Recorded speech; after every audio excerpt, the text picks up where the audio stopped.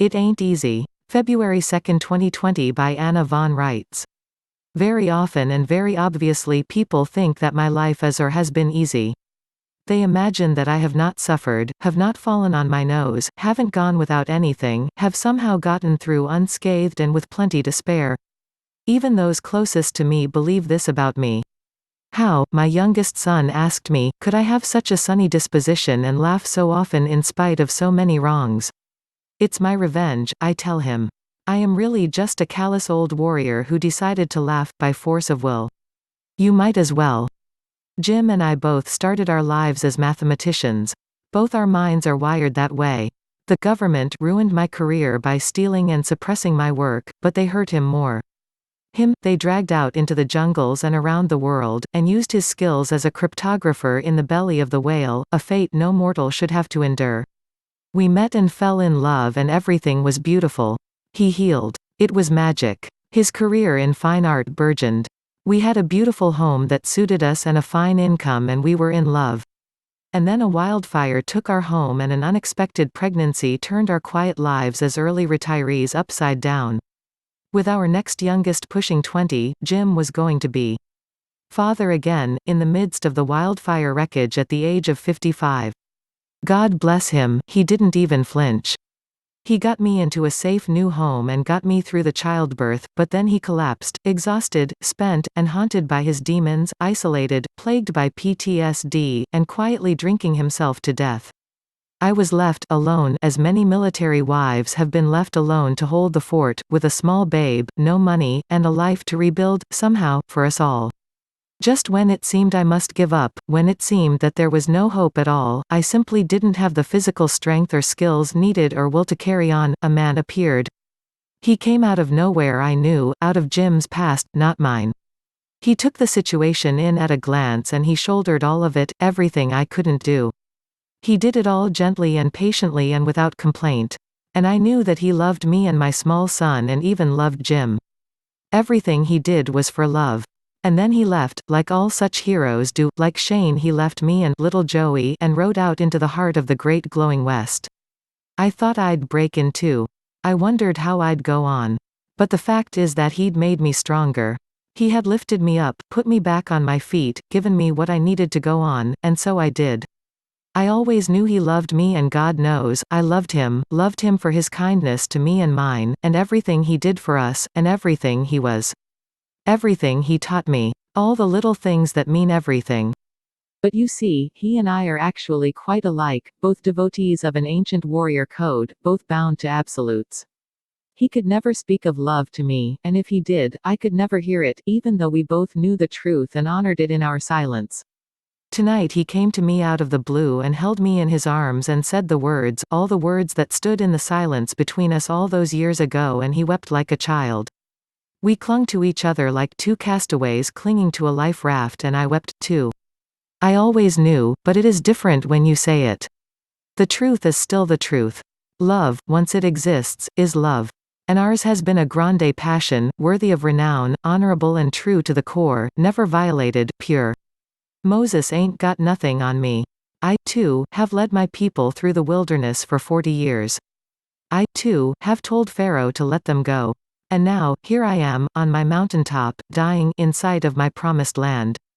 Too old to go there anymore. The journey spent. But unlike Moses, I didn't gainsay God. No, I am just sitting here all alone staring into the mysteries of life and love and what we all go through. What strange crucifixions we each endure. And all of this in plain view of the fact that I still love Jim as deeply and well as I always have, on top of, in addition to, in spite of the all of it. Lord, grant me the serenity.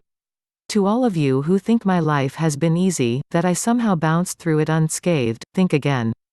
It isn't easy to live in this world. It isn't easy now, and it never has been. The best we can do is to honor what is true and to love each other truly and faithfully and to the best of our ability, as much as we can, while we can. His tears are still wet on my shoulder. The immortal words in my ears, echoing in my heart. And tomorrow we both know that we will both get up and go on and do our best in our separate lives, and the days and years and certainly the miles will stretch between us as he leaves and goes where only my love can follow. A part of me has been with him through all these many years. He gave it back to me, tonight, not because he didn't need it himself, but because he knew I needed it more. Gallant every step and to the bitter end. Never, ever, for one moment imagine that this is easy for either one of us. Our hearts have been broken and crushed and blown away in the wind and have gone to places we don't even know of.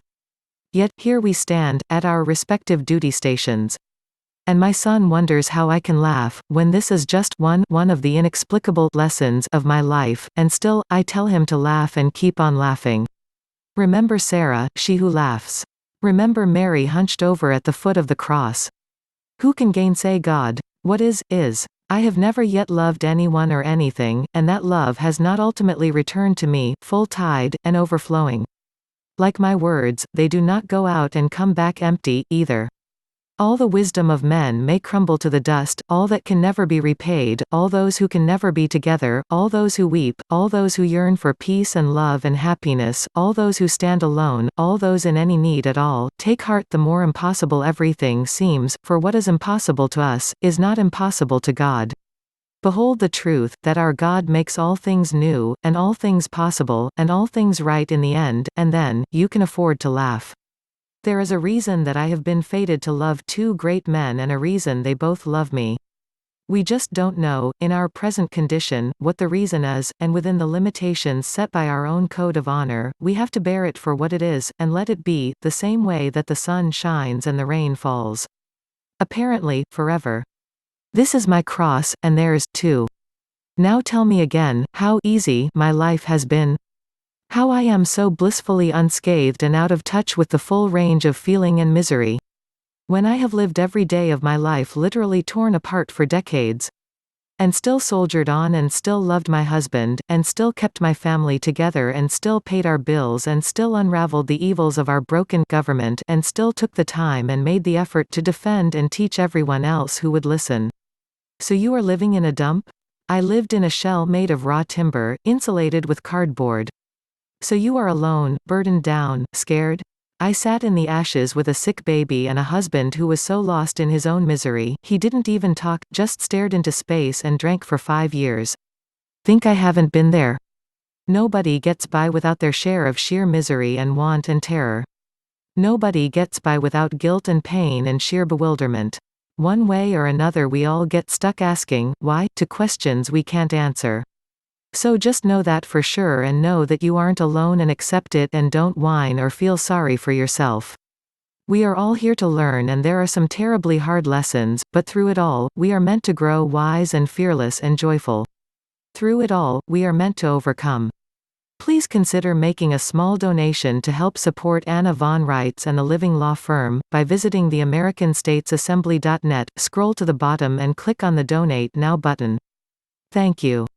If you enjoy having Anna's latest articles made into videos, please consider making a purchase from Ed's website wellnessrods.com. Thank you.